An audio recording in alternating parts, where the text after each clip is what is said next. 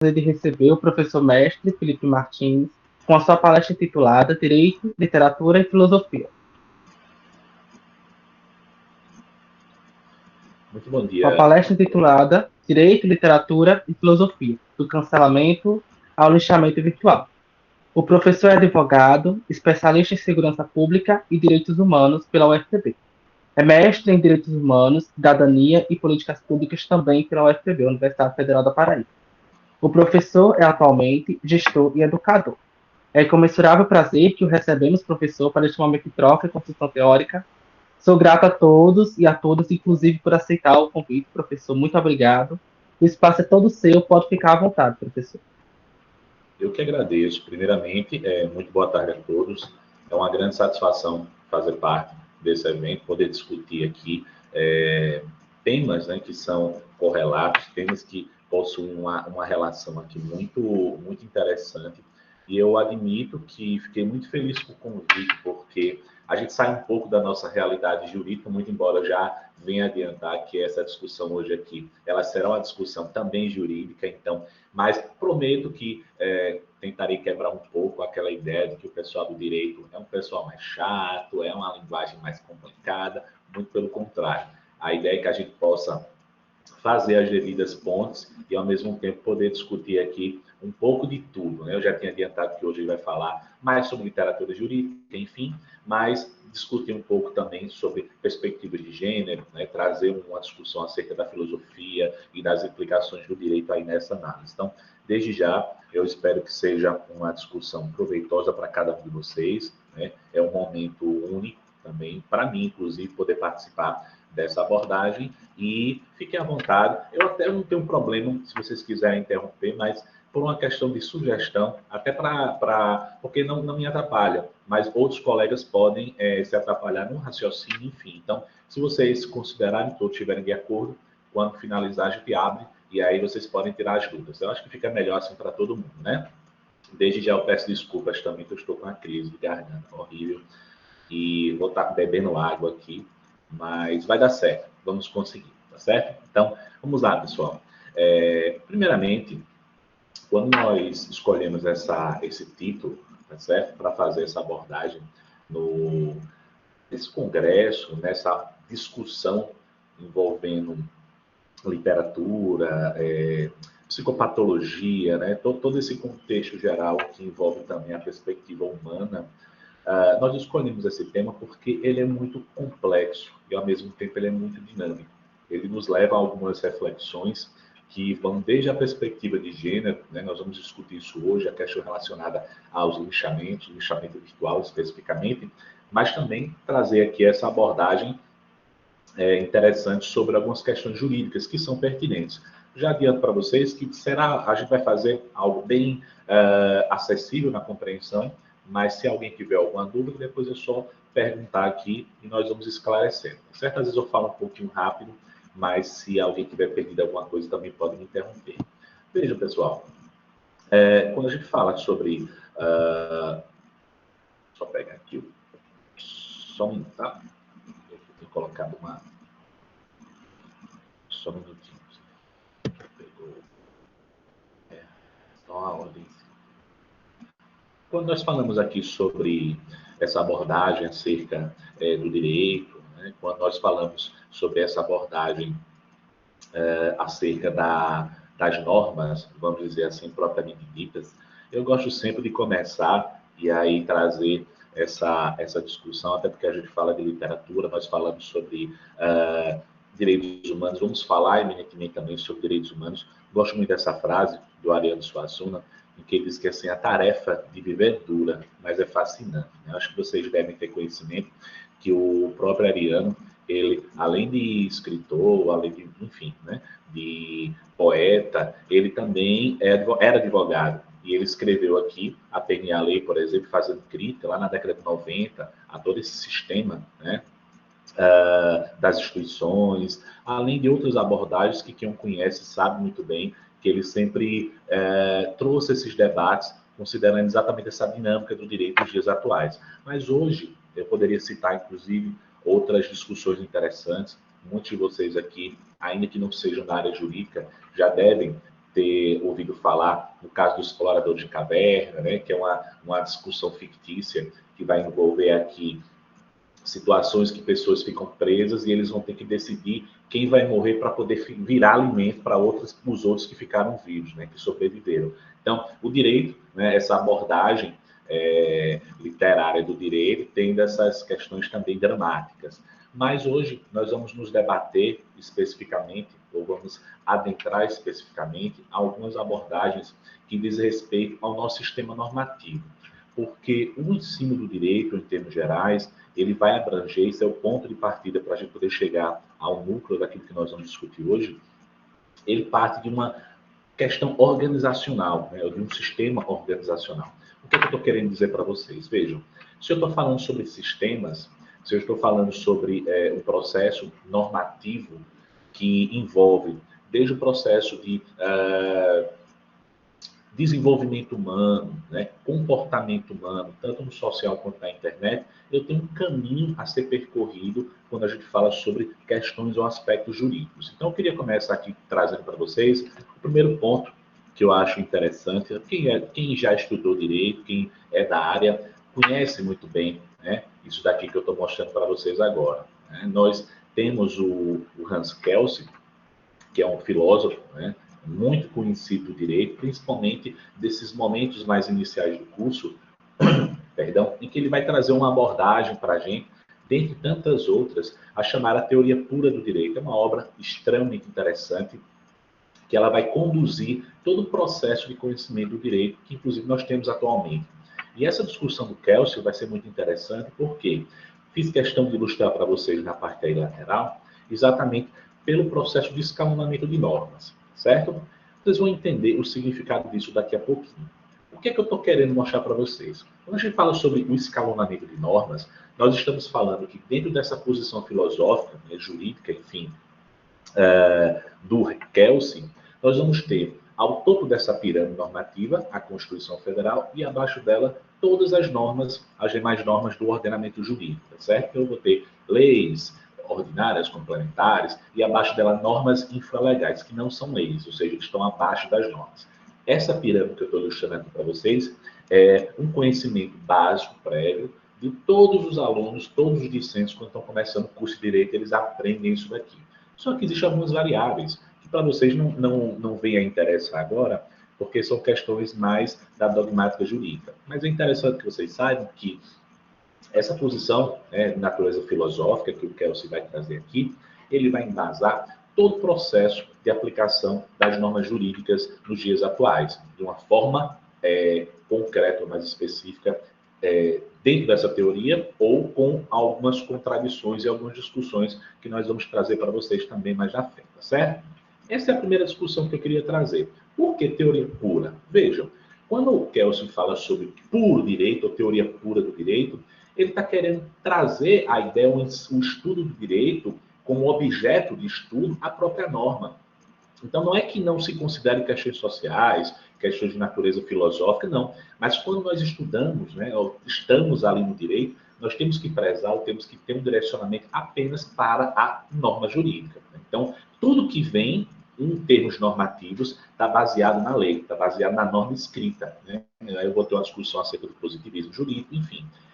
Isso, tá, é um contexto geral para que vocês possam entender como se fundamenta hoje o nosso direito, baseado nas normas. Se eu pegar, por exemplo, realidades norte-americanas, em que eu vou ter o que a gente vai chamar de common law, vocês provavelmente já devem ter visto, né, na TV, em que teve um julgamento, teve alguma coisa, e aí esses casos específicos, eles são direcionados para servir de exemplos para outras situações semelhantes. Então, se alguém foi assassinado, acho que vocês devem ter visto, né? Casos que repercutem lá nos Estados Unidos, esses casos são utilizados como parâmetros para outros julgamentos. Aqui no Brasil é diferente. Aqui no Brasil, não. Nós utilizamos a lei propriamente dita. E essa lei propriamente dita, ela que vai dizer como as coisas vão acontecer. Então, uma lei, dentro desse aspecto da pirâmide, ela vai encontrar basicamente o fundamento de validade em outra. Então, a lei de baixo encontra o fundamento na de cima e, consequentemente, até chegar à Constituição.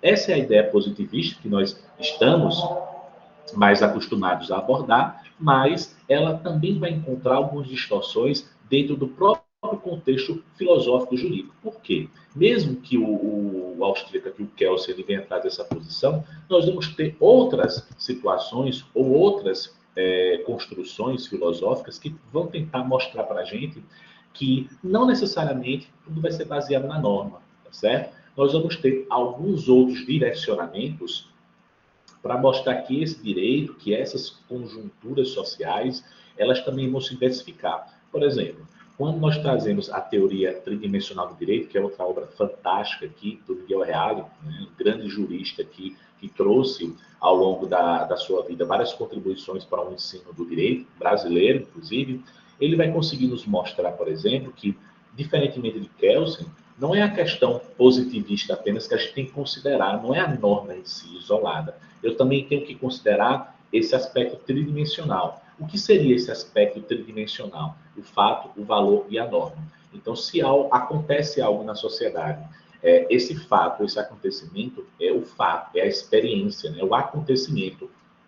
Se, em cima desse fato, eu também vou considerar aspectos de ordem moral, vou explicar para vocês daqui a pouquinho o que seria isso, tá certo? Eu vou ter que me basear na perspectiva do valor, para só aí eu poder, então, aplicar a norma jurídica. Então, só um exemplo para que vocês possam entender essa partezinha assim, que é mais jurídica propriamente dita, mas só para facilitar. Eu tenho um acontecimento, tá? Alguém é encontrado, um exemplo, morto, tá? E aí o fato é esse, o fato, alguém foi encontrado morto.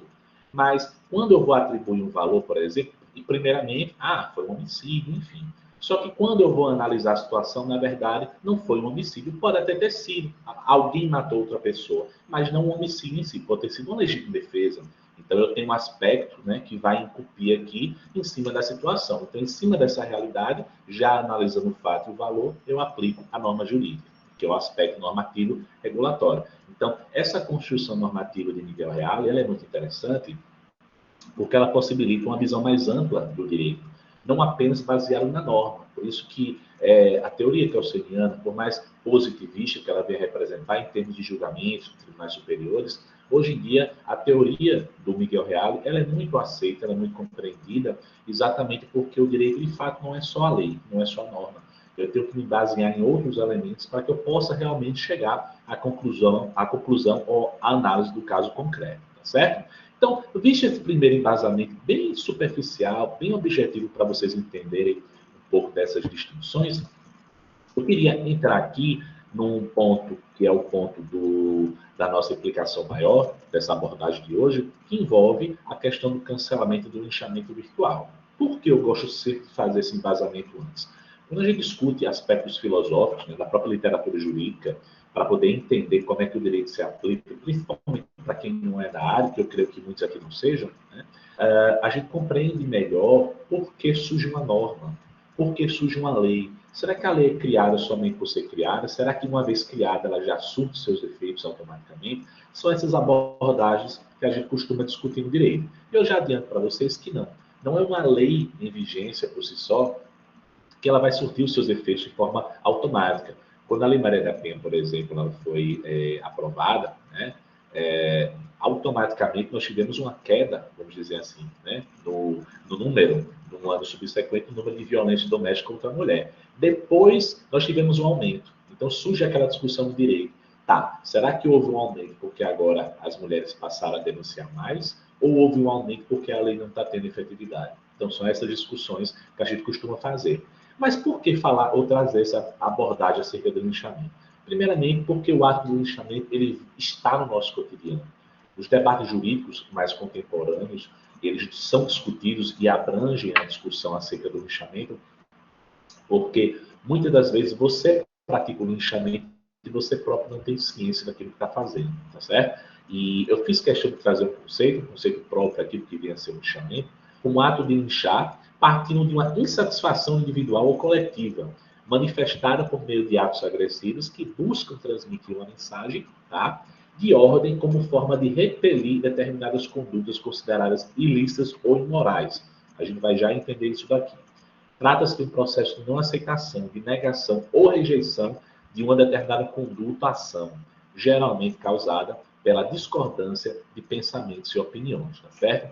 Há uma discussão interessante também do José de Souza Martins, que ele vai trazer, em termos ainda mais objetivos, como o julgamento sem a participação de um terceiro, isento e neutro, o juiz, que julga segundo critérios objetivos e impessoais, segundo a razão e não segundo a paixão. Sobretudo, trata-se de julgamento sem possibilidade de apelação.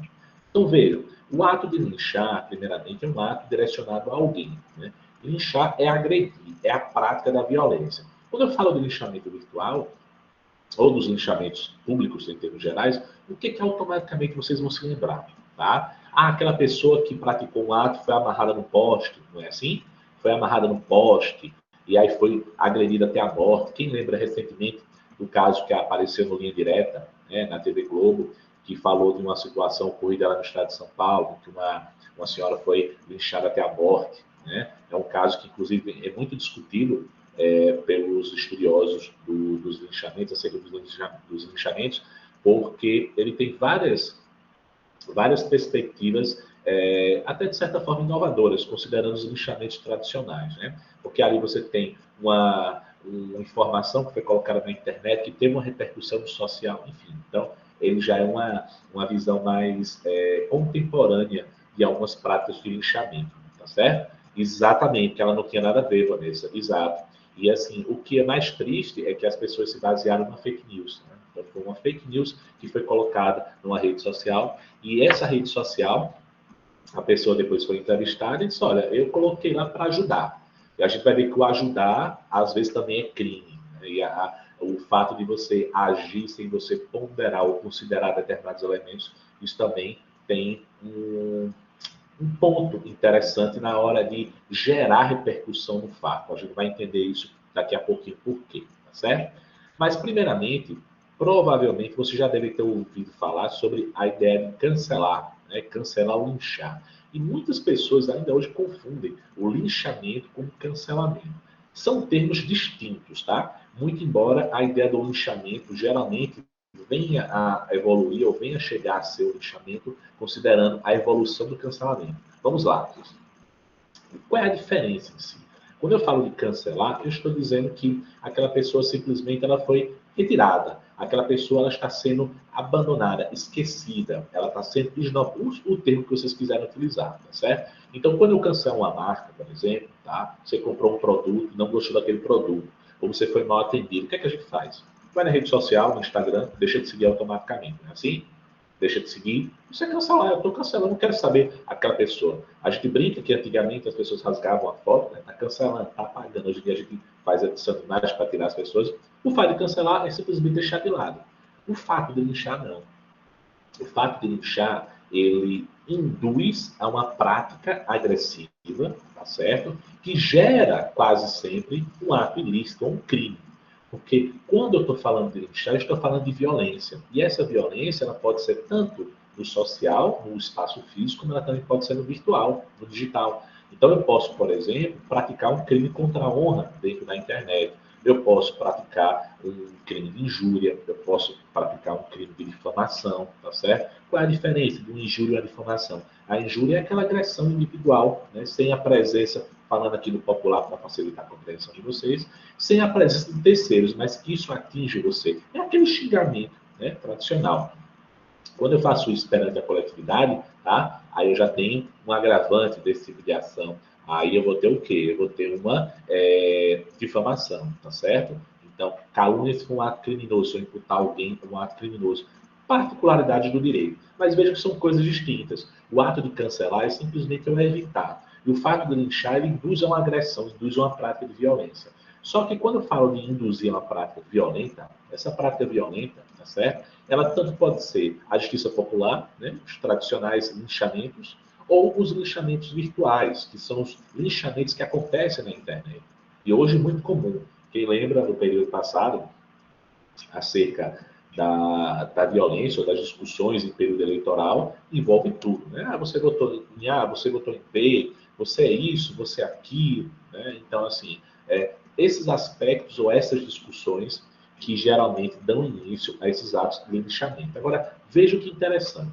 Há uma distinção aqui pontual que induz, inclusive, a perspectiva de quem vem ser a vítima quando dessa prática de linchamento. Primeiramente, eu quero deixar claro que quando a gente fala de linchamento, automaticamente nós induzimos a uma compreensão de que o sujeito ele vai ser linchado porque ele é criminoso. Vimos aqui o exemplo, inclusive, que a Vanessa colocou, que ela não tinha praticado, ela apenas teve uma infelicidade de estar semelhante ao retrato falado aqui no salão, enfim, estava inclusive segurando a Bíblia. A Bíblia foi induzida, foi direcionada como se ela tivesse segurando um outro livro, enfim, isso gerou uma discussão, ela foi linchada até a morte, né?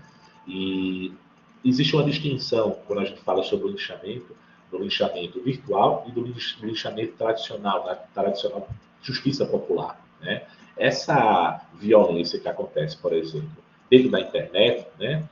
Ela vai ter uma diferença bem interessante quando nós falamos ou fazemos essa comparação com os linchamentos públicos, né? Entre o linchamento público tradicional e os virtuais. Por quê? No linchamento público tradicional, o próprio agressor, né, suspeito, criminoso, é geralmente a vítima, até porque ele pratica um ato, tá certo? Por que eu coloquei suspeito, pessoal? Porque nem sempre no direito nós utilizamos, a mídia está dizendo que o sujeito praticou um crime. Não. Até que exista um procedimento de investigação, nós não induzimos, porque às vezes realmente não é. Nós sabemos que a mídia ela tem um processo interessante de informar, mas ela também traz, às vezes, informações que elas podem prejudicar a compreensão do que vem a ser um ato criminoso. Né? Quantas pessoas já foram condenadas mediaticamente e depois se descobre que ela não tinha nada a ver com aquele ato. Então, são situações que merecem uma atenção especial, não julgar até que tenha o que nós chamamos no direito do duplo grau de jurisdição, do acesso, o devido processo legal, enfim. Então, é interessante observar essas premissas. Já nos linchamentos virtuais, pessoal, quem é a vítima geralmente? É a própria vítima já do linchamento. Ela é vítima duas vezes.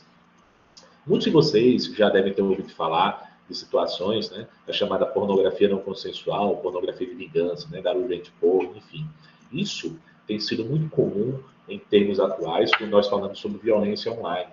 E vocês vão ver daqui a pouquinho que hoje as principais demandas que existem de violação de direitos humanos são práticas que envolvem conteúdos íntimos da internet, que infelizmente as pessoas não tomaram ainda ciência da gravidade dessa situação. Por isso que é importante a gente fazer esse tipo de abordagem. E olha que interessante, recentemente nós passamos a ter uma lei que tutela esse tipo, né, de pornografia não consensual, pornografia de vingança, enfim.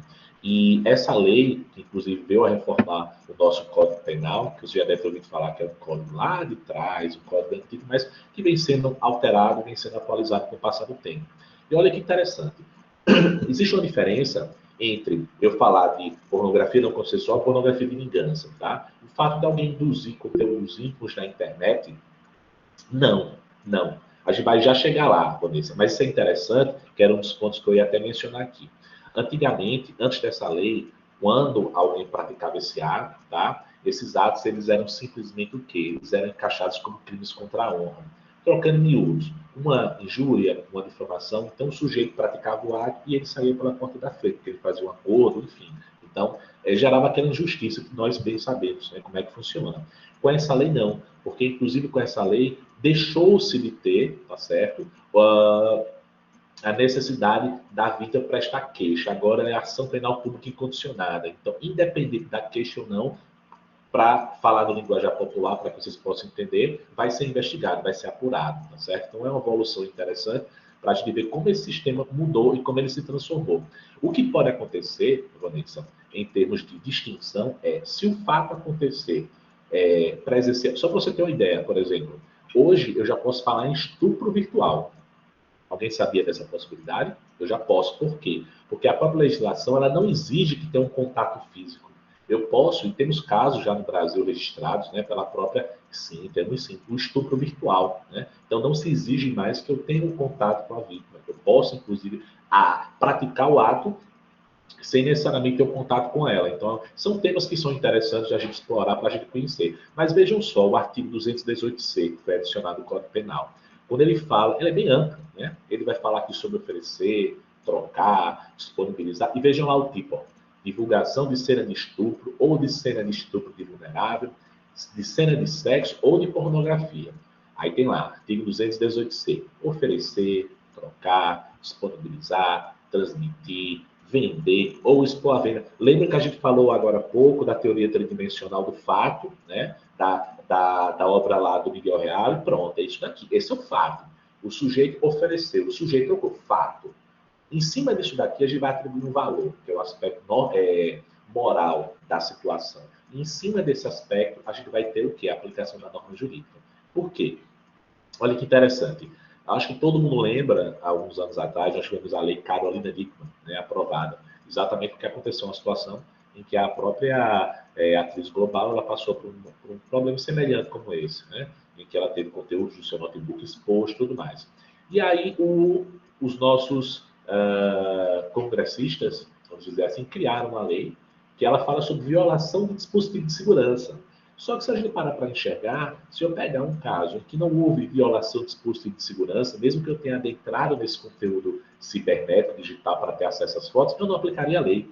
Né? Então, por exemplo, se no caso da Carolina não tiver tido, né, essa questão da violação, a própria lei que tem o nome dela não se aplica a um caso semelhante. Então, veja a ironia. Daí porque a importância da gente poder entender que no direito penal essas normas elas são aplicadas de acordo com o tipo penal de forma bem explícita. Então, se eu tiver alguma coisa que vai de encontro, eu posso excluir a aplicação daquela norma. E era uma dificuldade que nós tínhamos de compreender que, mas a pessoa está sofrendo um tipo de violência, porque você sabe muito bem, quando o conteúdo é divulgado na rede, e o que é a pornografia de vingança, né? Sujeito, olha, eu quero, você vai me deixar, beleza. Então eu tenho foto sua aqui, eu vou divulgar na internet, e simplesmente, se você não ficar comigo, se não tiver relações sexuais comigo, enfim, eu vou fazer da sua vida inferno. Isso que é pornografia de vingança, né? Agora, a pornografia não consensual é você fazer divulgação, fotos suas, independente de como você está, simplesmente é pega e alguém negocia, alguém vai vender por aí para outros países, para sites. Então, as pessoas confundem muito os termos. A pornografia de vingança é uma consequência da pornografia não consensual. E esse artigo 218C do Código Penal vai trazer exatamente essa implicação. Vejam a quantidade de situações. Aí tem lá, inclusive por meio de comunicação em massa ou sistema de informática ou telemática. Ou seja, eu posso ter, inclusive, não sei se vocês sabem, mas o primeiro caso que nós temos registrado na história foi uma divulgação de jornal, não foi na internet. Então, a gente atrela muito isso aos meios tecnológicos, mas não necessariamente eu tenho que ter isso ocorrendo de forma virtual, certo? E aí nós vamos ter lá fotografia, vídeo ou outro registro audiovisual que contenha cena de estupro ou de estupro de vulnerável, ou que faça apologia ou induza a sua prática, ou sem o consentimento da vítima, cena de sexo, nudez ou pornografia. Aí, no parágrafo primeiro, isso aqui é a pornografia não consensual, tá certo? No parágrafo primeiro, nós vamos ter exatamente como caso, né? Para se aumentar a pena aqui, eu vou ter a questão da revenge porn, da pornografia de vingança. Veja só, a pena é aumentada de 1 terço a 2 terços se o crime é praticado por agente que mantém ou tenha mantido relação íntima de afeto com a vítima ou com o fim de vingança e humilhação. Por quê? Vejam que esse tópico aqui, ele inclui se por acaso a pessoa, você nunca teve nada com a pessoa. Então pode ser isso aplica-se a homem também, tá? Eu estou usando o exemplo da mulher porque a mulher é a maior vítima, é uma discussão de gênero interessante aqui. Mas também se aplica ao homem. Então, imagine que aquela pessoa, você está sofrendo um stalker, que a pessoa está lhe perseguindo e ela consegue ter acesso a conteúdos íntimos seus, mas olha, se você não ficar comigo, eu vou divulgar. Então, esse parágrafo, ele é amplo, porque ele não inclui apenas as pessoas que já tenham tido algum tipo de relacionamento. Então, ele é bem completo. Né? Então, vejam que se eu tenho uma situação para tentar... Porque, vejam, quando eu falo sobre vingança, o sujeito ele não está satisfeito de ter o acesso à rede e divulgar esses conteúdos. Ele vai querer acabar com sua vida, ele vai mandar para pessoas da sua família, ele vai mandar para pessoas do seu trabalho, para tentar. E geralmente a vítima acaba sendo linchada. Né? Porque aquela pessoa divulga para um amigo, para ver, um amigo vai. Quando você vê, você criou uma teia, as pessoas não têm mais controle.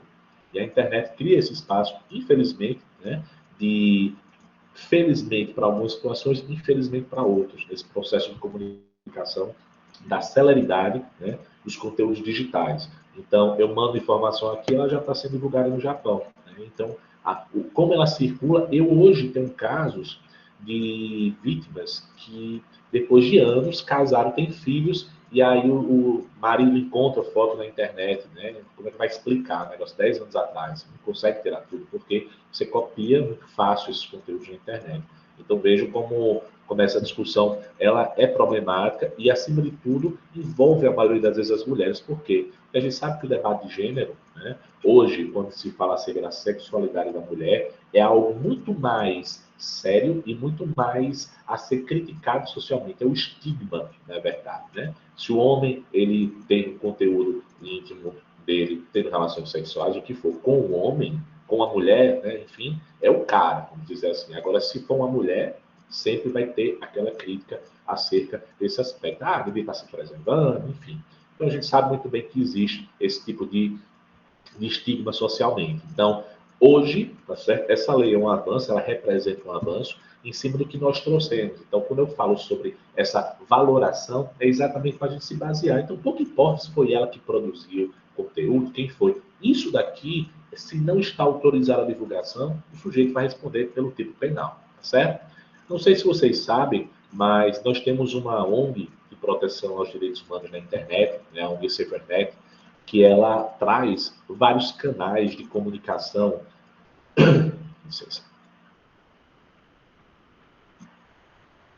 Ela vai trazer alguns canais de comunicação para que haja esse tipo de denúncia desses processos de linchamento, inclusive com a possibilidade de acompanhamento psicológico. Geralmente, quando eu sempre faço essas palestras, né, que a gente discute sobre alguns apontamentos, geralmente nós recebemos muitas mensagens de pessoas que foram vítimas ou que conhecem alguém que foram, enfim. E hoje a ONG Sefernet ela tem um trabalho muito bacana. Aqui em cima, se vocês prestarem atenção, nesse espaço aqui, ó, eu posso denunciar crimes na internet. Ou se eu quiser, por exemplo, pedir ajuda, orientação, eu posso ser atendido via chat ou via e-mail. Né? Então, você tem psicólogos online que vão lhe ajudar aqui. E para passar a orientação, você teve conteúdo íntimo, qual o caminho que você deve tomar, enfim. Não sei se vocês sabem, mas tivemos uma pesquisa do Datafolha em parceria com o Datavon, né? Foi o Datavon que fez há uns anos atrás. E quando as mulheres são vítimas de violência, né, principalmente envolvendo violência sexual na internet, enfim, as últimas pessoas que geralmente elas procuram são órgãos de segurança. Geralmente vão pedir ajuda à família, à igreja, amigos. A última pessoa, ou as últimas instituições, geralmente são a justiça. Isso até se justifica. Nosso sistema de justiça muitas vezes não é preparado para isso. Então, imagine você que teve um conteúdo íntimo divulgado na internet, chega na delegacia, por exemplo, que ninguém tem um preparo para poder lhe receber. Então, é uma dupla invasão. Tripla, se você, além de ter sido vítima da exposição não consentida, ainda está sendo vítima do linchamento. Porque o que é que gera o linchamento? O linchamento é exatamente o sentimento de repúdio, o sentimento de aversão. Então, ao invés das pessoas criticarem ou buscarem bater em quem divulgou, considerando o sigilo da internet, dificilmente vai saber quem é, essa crítica cai exatamente para cima da vítima. Então, ela é agredida duas vezes. Vejam a gravidade da situação para quem sofre esse tipo de violência. E existem os indicadores, né, da SaferNet, para quem quiser fazer pesquisa também, vocês vão ter acesso a várias informações interessantes sobre os dados, né? Os estados do Brasil, quais são as principais reivindicações nesses estados. E só para vocês terem uma ideia, isso daqui, ó, da parte do canal do Helpline, as principais violações para os quais os internautas brasileiros pedem ajuda. Então vejam, primeiro ponto, todo mundo escuta falar sobre isso daqui, mas olha, igual exposição de imagens íntimas. A gente fala muito sobre fraudes, golpes, cyberbullying, saúde mental, mas olha quem está aqui na frente. Máximo. E alguém escuta muitos debates sobre isso daqui? Infelizmente não. Percebe como nossa discussão acerca do uso da internet, né, do comportamento humano, como as pessoas lidam com esse tipo de agressão, como as pessoas se preocupam em eventuais punições por uma prática, né? Aspectos psicológicos, aspectos morais, aspectos éticos. A gente não costuma fazer esse tipo de discussão, mas vocês estão vendo que é um tópico que tem uma demanda gigantesca de pessoas que pedindo ajuda anualmente, né? Quase chegando aqui perto de 300. Só aqui, tá, pessoal? Quem conhece a ONG, imagina quem não conhece, né? Que sofre esse tipo de violência aí ao longo dos anos, às vezes sendo... Tem uma novela, inclusive, da Globo recentemente que também abordava isso daí, né? Então, essa temática ela é extremamente pertinente porque perdão, pessoal, ela nos leva a um tipo de discussão para entender que não só o aspecto, né, da psique do sujeito que pratica o ato, mas principalmente da vítima que recebe aquela violência, aquela agressão, ela precisa ser colocada, precisa ser expandida de alguma forma. E geralmente se encontram dificuldades, né? Quem eu vou procurar? Às vezes eu não quero passar para a família, eu não quero chegar para conversar com minha mãe, com meu pai. Quem eu vou procurar? Hoje, o próprio espaço onde há essas invasões, né, onde há essa prática de violência, há também um espaço de solução, que são esses canais que podem auxiliar quando na prática desses ilícitos. E aqui eu super indico, não sei se alguém já assistiu esse documentário, é um pequeno documentário, né, mas que ele é fantástico, tá certo? Quem gosta dessa discussão sobre cinema, né, eu sempre nas minhas aulas eu trago muito documentários, filmes para que os nossos alunos possam acompanhar, porque eles ajudam, né? Além das obras tradicionais, além da literatura jurídica, além do contexto geral, daquilo que é pertinente para o aprendizado, eu sempre indico, né, alguns documentários, algumas séries, porque elas ajudam também para a gente aprender, ver como é que funciona realmente na prática. E esse documentário, Audrey Daisy, ele traz muitas, ainda hoje ele traz reflexões. Por quê? O nome recebe Audrey Daisy, né, que foram duas mulheres, duas jovens, foram vítimas de exposições na internet depois de terem sido abusadas sexualmente. Só que foram situações que, inclusive, abrangeram pessoas conhecidas, tá? E abrangeram pessoas conhecidas e, acima de tudo, esse documentário não trata só desses dois casos, envolvem outros também. Mas eles dão um enfoque ao caso da Audrey da Daisy, isso aqui eu posso dar, não é spoiler, posso falar sem problema algum, que foi muito falado, inclusive até recentemente, e uma das duas depois praticou o suicídio, né, de tanto que foi exposta, não suportando esse peso social do apedrejamento, né, do linchamento que sofreu. E a outra, né, chega inclusive a participar do documentário, tem uma participação muito interessante, e a gente vê que ela aparentemente tinha até superado a situação que tinha passado, ela como uma força gigantesca, passando, transmitindo isso, depois ela também vem tirar a própria vida. O que ficou mais, assim, pesado, para vocês verem como isso tem um significado, uma das pessoas da série, que eu não quero que vocês assistam, vai dizer assim, eu era conhecido como fulaninho, agora eu sou conhecido como o irmão da Daisy, né, pelo estigma que caiu em cima dela. Então isso tem um impacto na vida da pessoa, né? Tanto que enquanto uma depois veio tirar a vida, a mãe também se suicidou. Então o impacto que isso gera, não só para a vítima, para aquela pessoa que é linchada injustamente, que ela não praticou nenhum ato ilícito, não praticou nenhum, o ato pode ser considerado imoral numa perspectiva individual, subjetiva, isso aí é algo que é discutido, mas nada que justifique o ato de agressão para a vítima, casas apedrejadas, porque foram jogadas, enfim, destruição de reputações, né? Então vejam que quando a gente fala do linchamento, dessas implicações jurídicas, elas repercutem, né, infelizmente, não só em termos de vítima, não só em termos de conjuntura, vamos dizer assim, né, individual, subjetivo da pessoa que recebe esse tipo de violência, mas, acima de tudo, ela também vai repercutir no seu núcleo familiar mais próximo. Por isso que quando a gente fala sobre linchamento, sobre cancelamento, nós precisamos entender que isso é um debate cada vez mais atual, né? Isso é um debate cada vez mais que precisa ser cada vez mais discutido por meio de políticas públicas. Não é só você criar uma lei, a gente tem que fiscalizar, a gente tem que acompanhar essas planícies, porque a pandemia ela trouxe reflexos complicados para a gente lidar em termos de comportamento humano, né, em termos da própria psique humana. E a gente percebe hoje que, em termos gerais, as pessoas estão muito mais aceleradas, a tecnologia, a gente não fica muito tempo sem pegar no celular, né? Hoje em dia, a última coisa que você faz no seu celular é ligar. Seu celular é o seu notebook, é o seu computador. A última coisa que você faz, inclusive, há pesquisas recentes, né, que mostram que nós utilizamos hoje mais dados do celular do que os canais de voz. Então, a gente utiliza mais o WhatsApp, nós utilizamos mais Facebook, Instagram, enfim, Twitter, tanto o e-mail, né, dados bancários, tudo hoje está no nosso celular. A última coisa que a gente faz é a sua função principal, seria a sua função principal, que é efetuar uma ligação. Então percebam que aqui eu tenho, nesse curto espaço de tempo de discussão, nós falamos sobre muitas coisas, né?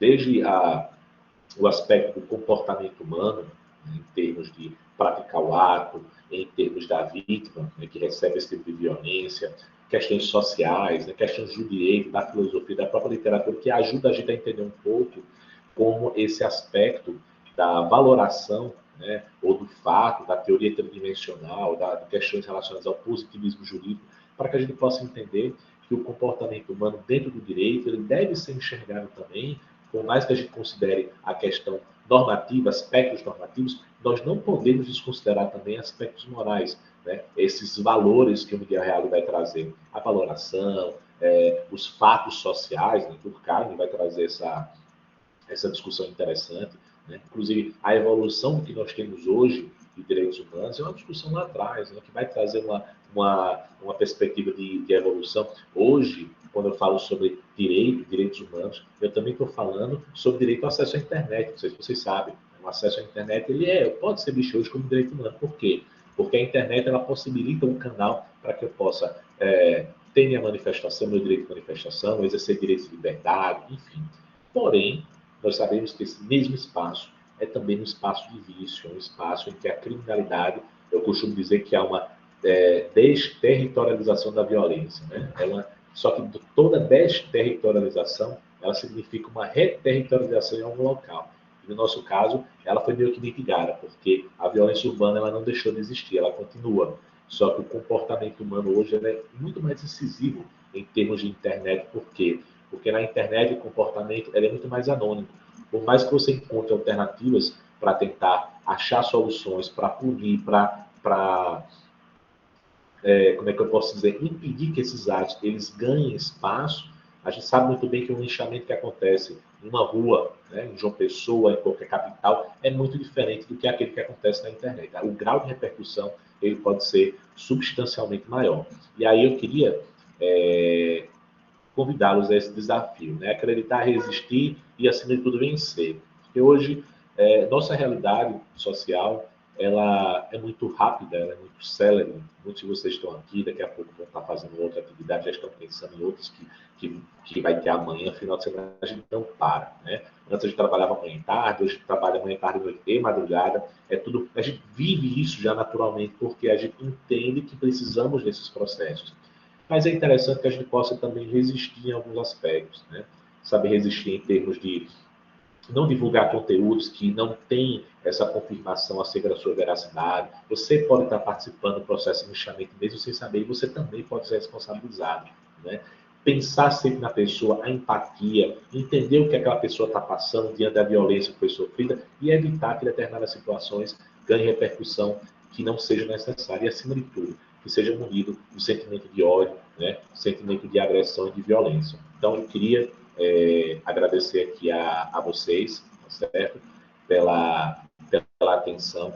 Eu poderia trazer vários outros aspectos aqui, como eu disse. É uma discussão mais jurídica, é uma discussão mais filosófica, filosofia jurídica, com alguns aspectos básicos aqui do conteúdo literário jurídico, mas quem sabe em outras oportunidades a gente poder trazer alguns conteúdos que sejam também dinâmicos, né, nessa proporção, para que a gente possa discutir, que são importantes, são elementos essenciais, para que a gente possa estar discutindo aí também as questões sociais. E, acima de tudo, como é que o comportamento humano, como é que a conduta humana se amolda diante dessas novas realidades sociais. Eu queria agradecer a atenção de cada um de vocês. Mais uma vez, me desculpem as pausas, a minha garganta que realmente está acabando. Eu dei aula ontem até tarde da noite e não deu para encontrar algumas alternativas. Mas agradeço a atenção de vocês e me coloco à disposição aqui para eventuais questionamentos.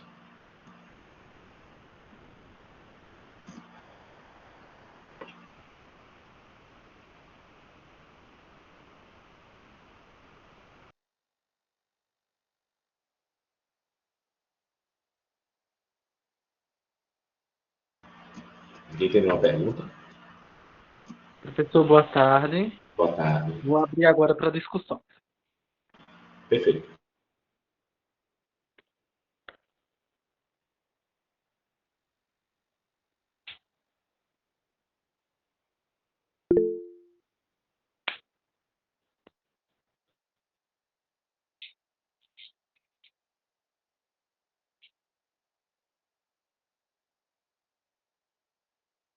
Boa tarde, está dando para me ouvir todos? Professor, agora a gente abre para discussões, né? Como falei para o senhor, fica os 20 minutinhos, 30 minutos para discussões, para dúvida, caso alguém tenha. E o senhor também, caso queira esclarecer alguma coisa, acrescentar algo a mais, fica agora aberto para discussões. Me coloco à disposição e desde já agradeço aqui as manifestações no chat, pessoal. A gente quer da área jurídica, muitas vezes, para trazer algumas discussões, a gente tenta sempre enxugar o máximo possível, porque eu também sou professor da área de direitos humanos, e a gente tenta sempre trazer algumas coisas que são interessantes, porque a gente vive isso. Eu costumo dizer que o direito, a gente vive no direito. Né? Então, por mais que a gente não seja da área, a gente tem que discutir também. Então, me coloco aqui à disposição para quem quiser trazer um questionamento, tá? Podem ficar à vontade, pessoal, sem cerimônia, tá? Às vezes pode parecer uma pergunta simples, boba, mas que outra pessoa também tem essa dúvida e talvez auxilie vocês. Às vezes pode parecer, professor, que é uma pergunta meio boba, que talvez não tenha nada a ver, mas o pessoal aqui no chat está elogiando o senhor, a Vanessa, o Matheus, todos elogiando o senhor. E queria agradecer, né, desde já. É um tema bem. Eu até coloquei o meu e-mail, vou colocar aqui o Instagram, para quem quiser colocar no chat, para poder facilitar, tá certo? Quem quiser me seguir, estou agora finalizando um artigo. Na verdade, é um artigo que ele está sendo direcionado para o livro. Né? Em breve a gente vai ter um livro aí bem interessante sobre práticas de lixamento, tá? Lixamento virtual, enfim. Então, vou ter o maior prazer depois de fazer essa divulgação no Instagram, para quem eventualmente puder acompanhar o lançamento e a gente poder discutir. A Vanessa participou aqui, agradeço, Vanessa, né? A colega também colocou aqui o Matheus, tá? E eu sei que são temas bem controversos, né? São temas polêmicos. O pessoal costuma dizer que eu só puxo o tema polêmico para discutir.